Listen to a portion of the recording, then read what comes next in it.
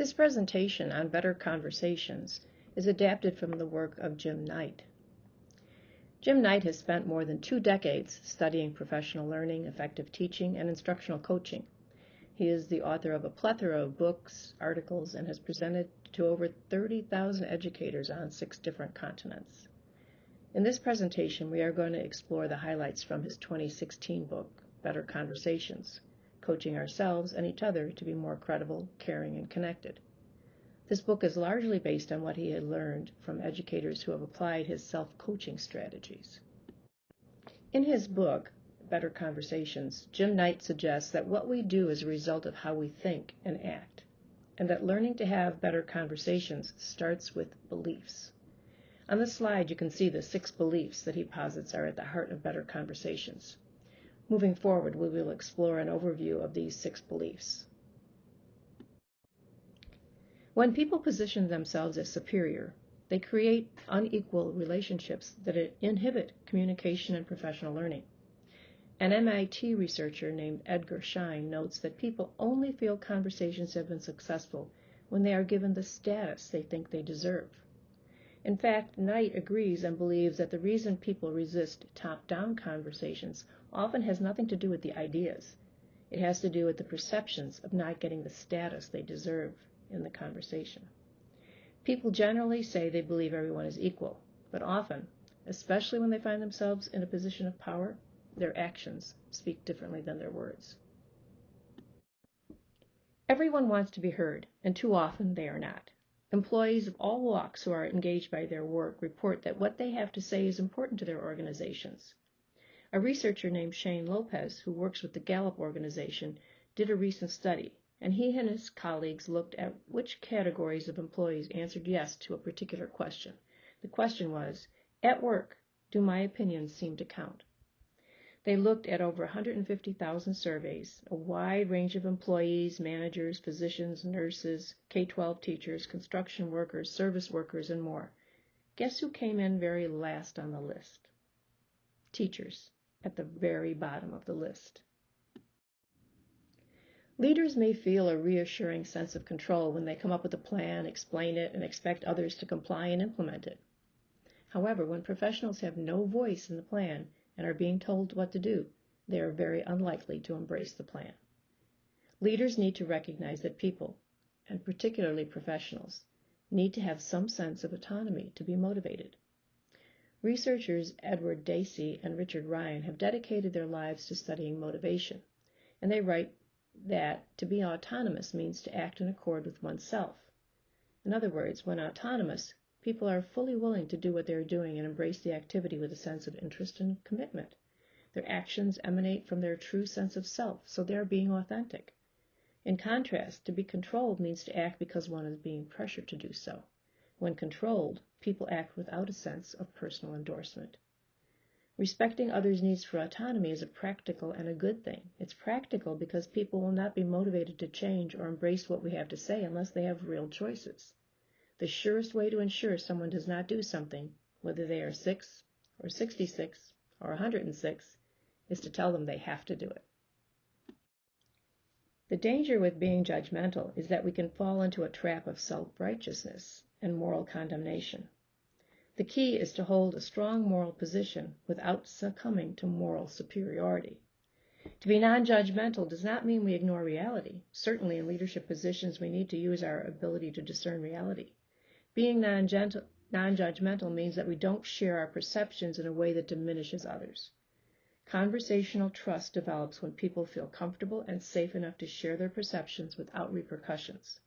They trust they will not suffer the consequences of retaliations because they spoke the truth. If we want to get better at conversations, we have to be honest with ourselves, and sometimes that's hard.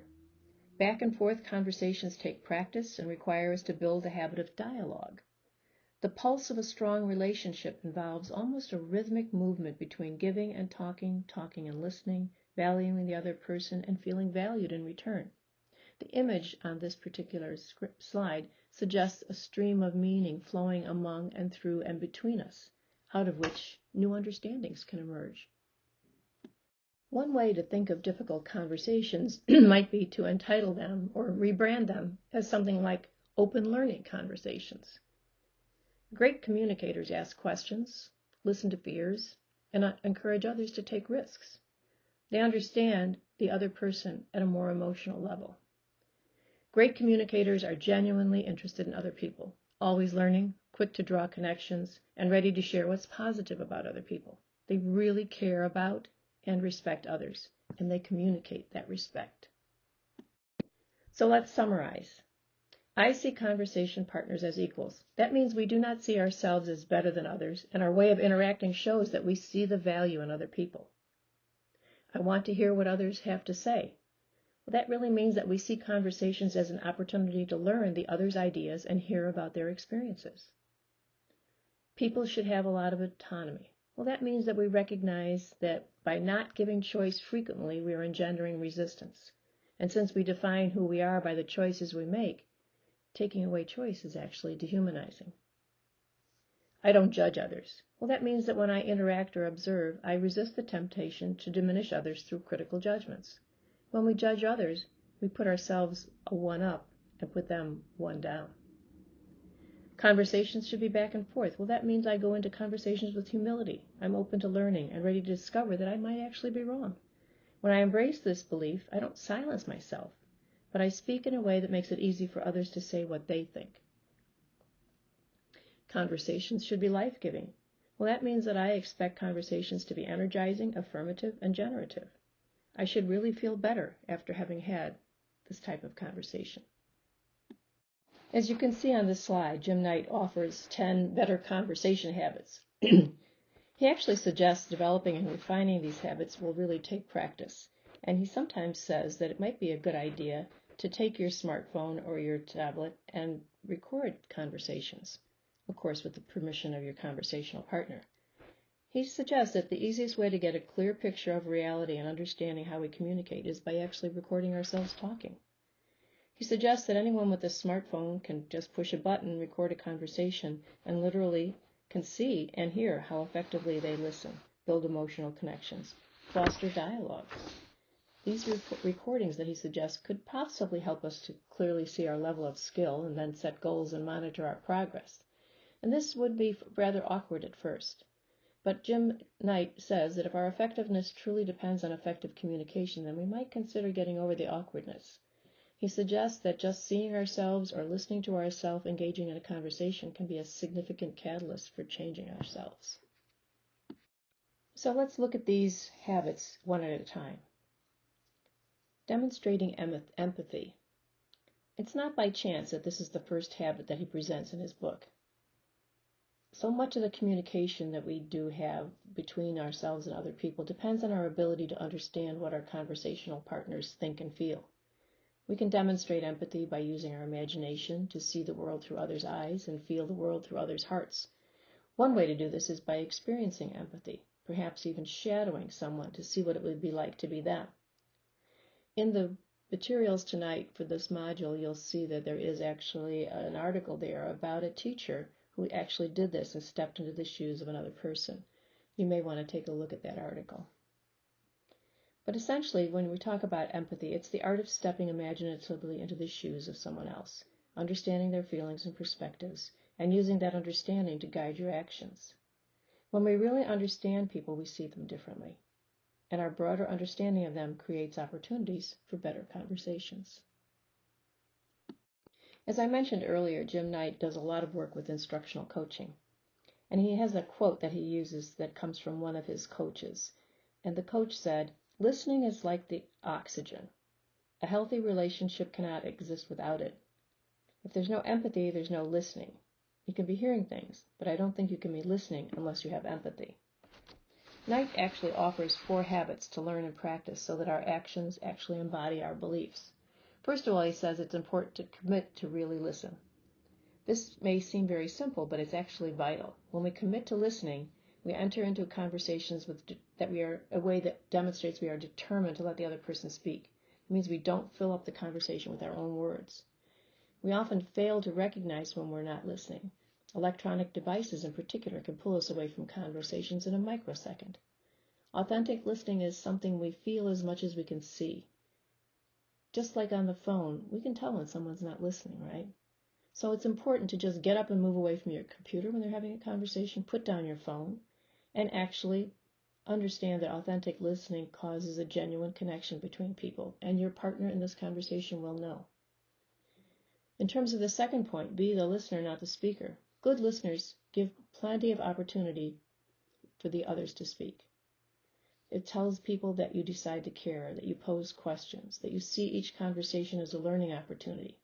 And great conversationalists let the other person lead and have the conversation. Pause and think before you respond. This is, of course, critical. Careless words can negate another person's comment and create the same impact as not listening. Ask yourself, what am I about to say or open up or shut down the conversation?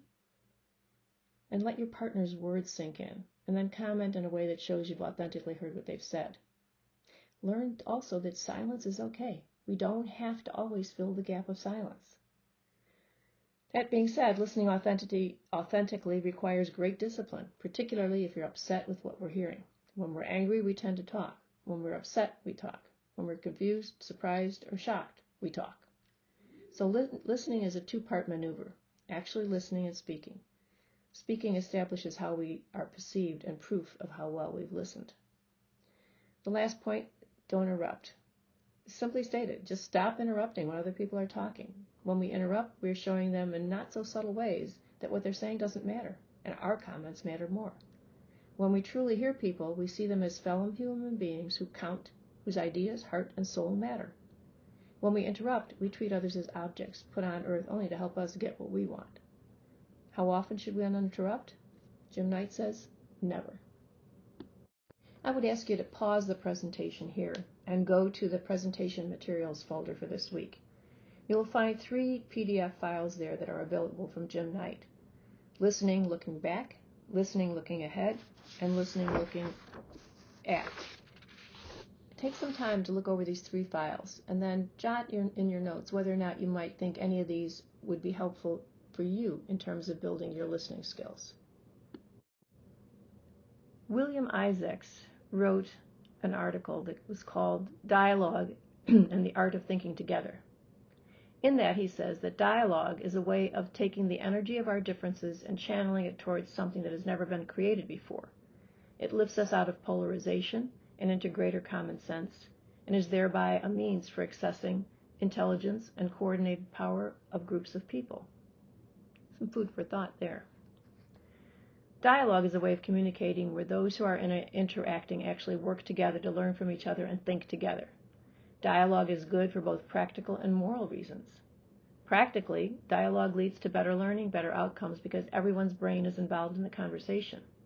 Morally, dialogue is a mutually humanizing form of conversation because everyone is respected and listened to as fully present human being rather than being treated as an object, which really often happens when we have top-down communications. In order to foster advocacy, it's important to consider others' thoughts and feelings. When we understand our conversation partner's thoughts and feelings, we have a much greater chance of communicating clearly, because we can position what we say in a way that is responding to our partner's concerns. We need to clarify the meaning of words and concepts. Words are imperfect, and miscommunication often arises when participants in a conversation assign different meanings to words. For that reason, it's very important to clarify the meaning of words we are using before we get too deep into a conversation. Conversations can spiral downward as people struggle to communicate their ideas to others who actually misunderstand what is being said. Providing contextual information is really critical. When everyone shares the same context, there's a much greater chance that everyone will be able to think together. It's also important to identify false assumptions. Our false assumptions about what we know or what our conversational partner knows can make it difficult for others to understand what we're saying. A major reason that we might be unclear is that we assume we know more about a topic than we actually do. It's kind of called false clarity. Once we know something, we find it hard to imagine what it was like not to know it, and it becomes difficult for us to share our knowledge since we know it, and we can't readily recreate our listener's state of mind. Using analogies and stories is also another thing to think about. A story, at its best, provides others with insights into what is being discussed. Stories can provide clarity, but they also leave room for others to apply the story to their own circumstances. Inquiry means looking into what you do not yet understand, and you're seeking to discover what others see and understand that may be from a different point of view. So in order to foster inquiry, it's important to be humble. If I know it all, I don't need to foster dialogue. When we are humble, we clearly communicate our ideas, but we do so provisionally. We embrace the opportunity to find out we might be wrong simply because we'd rather learn than win. If we listen with empathy, a simple gesture of empathy can be a small action that we take or a comment that we make that communicates we genuinely understand how a person thinks and feels. We need to actively listen not just to what people say, but listen for unspoken voices, concepts, or themes that may not be articulated but are still at play in the conversation. Opening yourself to new ideas. Well, to be open is to adopt a learning mindset. Rather than entering a conversation with an intent to prove we are right, we enter the conversations with the desire to find out if we might be wrong. And surfacing and suspending assumptions, well, we need to relax our grip on certainty and listen to the possibilities. Remember, the goal of these conversations is to learn together. We all know that good questions open up conversations, generate respect, accelerate learning, and build relationships. Good questions could be considered conversational generosity. It's important to be curious. We should ask questions because we authentically want to hear what our conversation partner has to say. This communicates respect and increases the likelihood that our partner will speak freely with us. One way to demonstrate curiosity is to ask for examples. This shows curiosity, interest, and concern. Thought leader William Isaacs estimates that 40% of all questions asked are really statements in disguise, and another 40% are really judgments in disguise.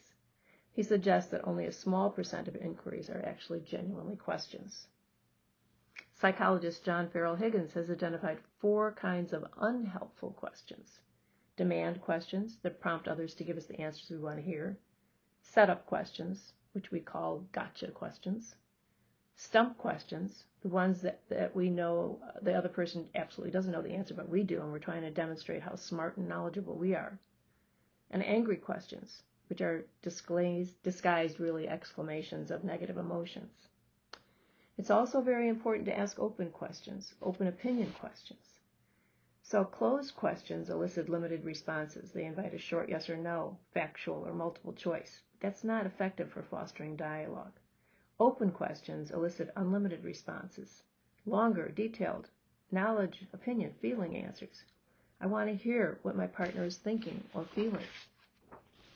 Right or wrong questions. Very simply, there are correct or incorrect answers, and they can confirm understanding, but they're rarely successful in opening up conversation, and people are often hesitate to respond for fear of being wrong.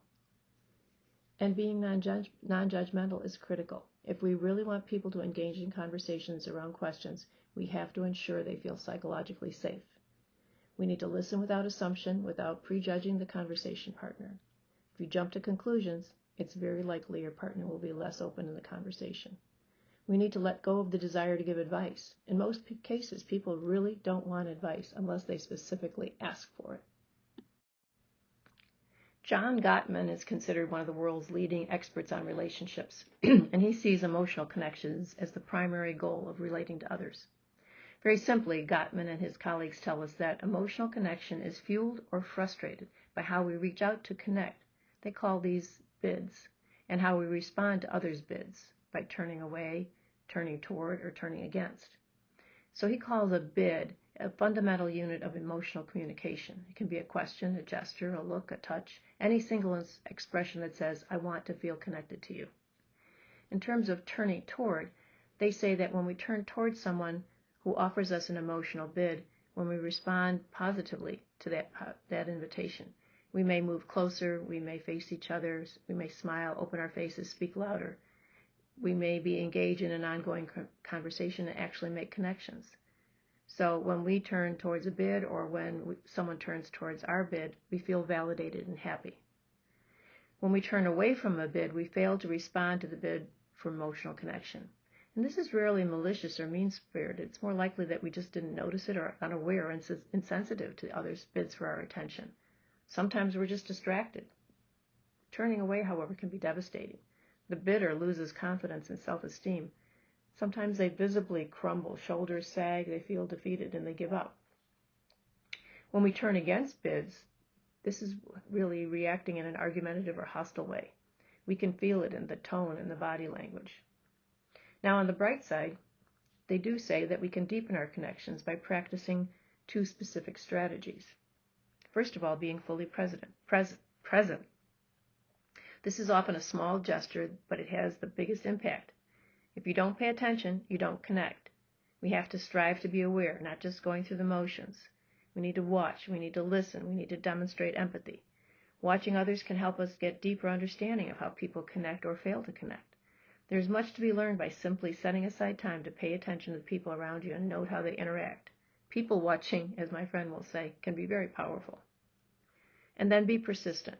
To build connections, we just don't respond to BIDS. We reach out and make connections. Make a point of showing interest in others' lives and families. Ask them about their interests. Write thank you notes. Emotionally intelligent leaders are constantly watching out for opportunities to respond positively to others' bids for connection. We just can't make a bunch of bids, however. Dishonesty would be found out and would expose a hollow and inauthentic person. Superficial or inauthentic bids for connection could actually damage a relationship. One important and powerful way in which we connect with other people is by sharing positive information. However, we frequently don't share positive information as effectively as we could. One reason we struggle to share positive information might be that our normal way of perceiving makes it difficult for us to see what's going well. Winifred Gallagher wrote a book entitled Wrapped, Attention and Focused in the Life. In that book, she describes 2 types of attention that we will bring to any experience. She talks about bottom-up attention. That's the kind of attention we use when we notice something we can't help. School bells are ringing, the smell, the scent of fresh-baked cookies, a baby crying. Negative experiences often catch our bottom-up attention, and we tend to look for more negative than positive. Top-down is the attention we use when we have to prompt ourselves to look for something. With top-down attention, we must be intentional, tell ourselves to see what we're looking for. And bearing witness to the good requires this top-down attention. Harvard researchers, Robert Kegan, if you remember him from Ways of Knowing, and Lisa Lahey offer another suggestion on how to share positive information. They call this the language of ongoing regard. They've identified 3 characteristics that are required for effectively sharing positive information. And this is taken from their book, How the Way We Talk Can Change the Way We Work. First of all is being direct. That being spoken to in first person, not about third person. In other words, it's more effective to tell someone directly, I appreciate your help, rather than saying, I appreciate Jean's help. It's being specific. Specific comments clearly explain in the details what we're praising rather than offering general statements. And then non-attributive comments. The most important part of non-attribute comments may be a little less obvious. Kegan and Lahey explained that our positive comments about others are more effective when we describe our experience rather than the attributes of the others. For example, it's less effective to say to someone, you're a kind teacher. Here you're just simply describing an attribute and that we have judged that they have that. It's far more impactful to say, 3 students have told me they can tell you really care about them. Kegan and Lahey note it's not about praising or stroking or positively defining someone. It's about enhancing the quality of some kind of precious information, informing the person about our experience of him or her.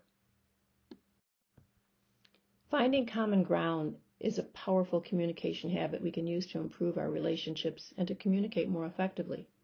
It's also a noble act that makes the world a better place. The first step in finding common ground is simply to commit to doing it. The core belief in this strategy is, as Maya Angelou wrote in her poem, The Human Family, is that we are more alike than we are unalike. In every interaction, we should attempt to find common ground, especially with those who are or appear to be different from us. Knight's research study reported that simply planning to find common ground increases the likelihood that it will actually happen. He suggests the strategies on this slide to help us find common ground. First of all, to seek common denominators. Consciously look for similarities we actually share with our conversation partner. Knight suggests the I CARE acronym. I for interests, C for convictions, A for activities, R for roles, E for experiences. So find out, if there's common interests. Perhaps we're both educators. We all have children. We like shopping. We like different foods or restaurants. What about convictions? Do we have commitments to students? Do we have commitments to certain political parties, to cultural heritage, maybe to movies? What about activities? Are we into fitness, running, cooking, TV, singing, writing? What about roles? Common jobs. Do we have anything in common? Are we parents? Are we daughters and sons? Are we committee members, scout leaders, choir members? Experiences. Travels, jobs, maybe people that you both know, schools maybe you attended or concerts you've attended. Once you have some sort of common ground, it's easier to discuss where we disagree.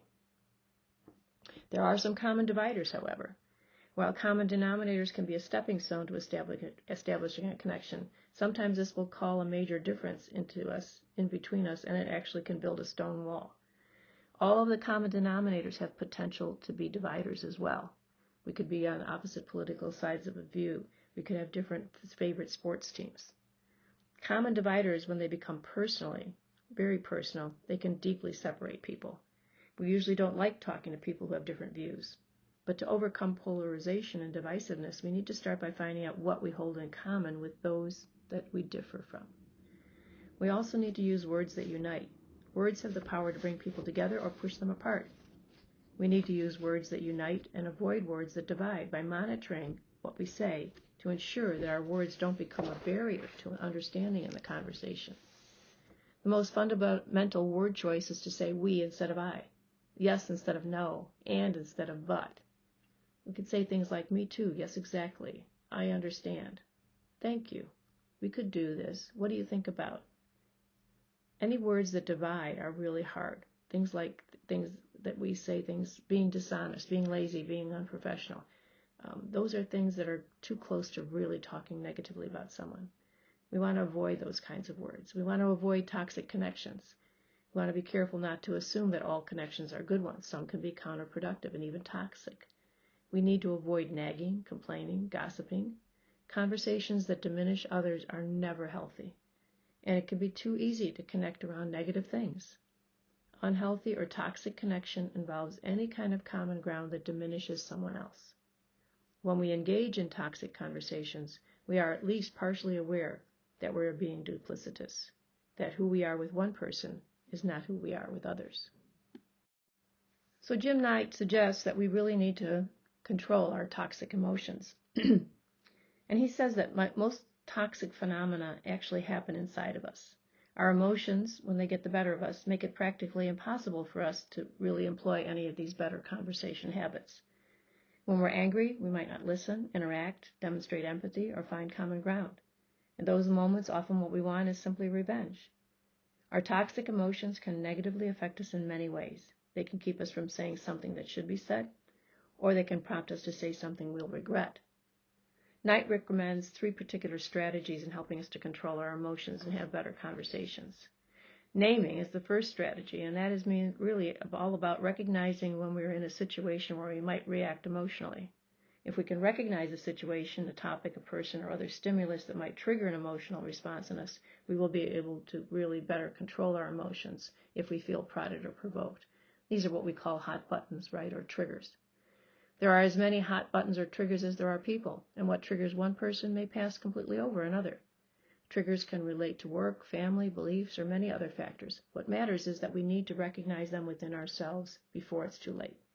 So we need to name potential triggers to ourselves, identify potentially emotion situations before we actually walk into them, and try to find the root causes of our anger. Really, people always try to figure out when something goes wrong, what's happening, why did it happen. So you want to get to the core of this. In terms of reframing, when you are in a situation where you don't see the emotionally charged situation coming, it can be really helpful to pause in these difficult conversations, and we can really end up in difficult conversations before we even realize what's happening. So it's important in these moments to try and reframe so that we can keep our emotions under control. Jim offers this particular scenario. You're driving your car and another car bolts through a stop sign, almost hits you, and then roars down the road. What would your reaction be? Odds are you might be tempted to engage in some angry, unpleasant, nonverbal communication with that person. But what if you knew that the driver of the car was a husband driving his pregnant wife to the hospital? Well, then you might only be concerned about the couple, and you might even want to help them. It would kind of lessen your anger. That's sort of a little bit of what would happen if you were reframing. So recognizing and naming a trigger, reframing its situation so that it becomes one that perhaps we could control. And rather than allowing emotions to control us, we take back the power. When we reframe a conversation, we open ourselves up to better understanding and have a better chance of keeping emotions under control. So position yourself as a listener. Take in everything the other person is saying. It may keep you from saying something you might regret. Rephrase what the other person is saying to show you are listening. And wait. Sometimes all they want to do is vent. Think of yourself as a learner. Listen, ask questions, dig deep to see why the other person is upset. Identify the source of their emotions. Maybe reframe it as a competition with yourself. You win by maintaining control of your emotions, a personal victory. And sometimes it's something that we call go to the balcony. Try to distance yourself from your natural impulses and emotions. Just detach yourself and calmly evaluate the conflict almost as if you were a third party looking in. In terms of taming, the idea here is simply just to be quick to slow, be slow to speak. Be quick to hear, slow to speak, and slow to act. So simple things. Count to 10. Buy time to think by pausing and saying nothing. Slow down the conversation by repeating back what we think we've heard, kind of rewinding the tape. Let me make sure that I understand what you're saying. Take a break. Go to the restroom. Break the vicious cycle.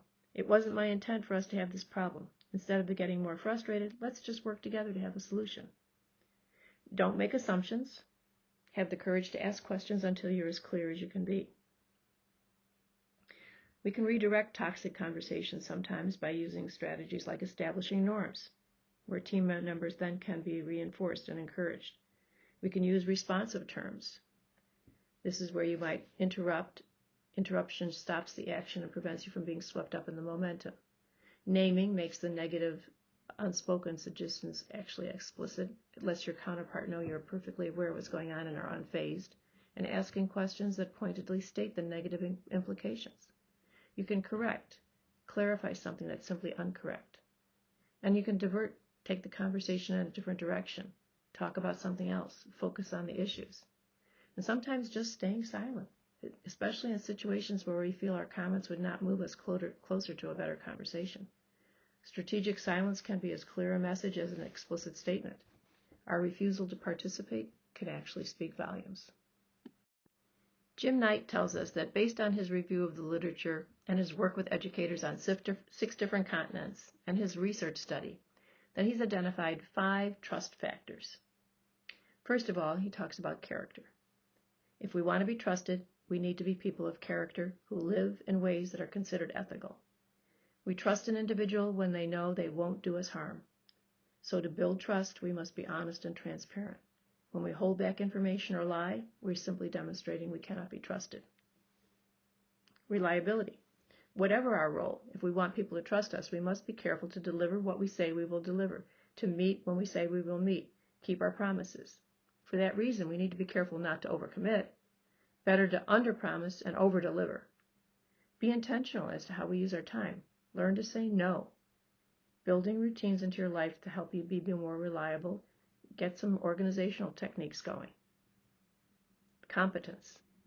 We trust people who know what they're talking about and deliver on what they promise.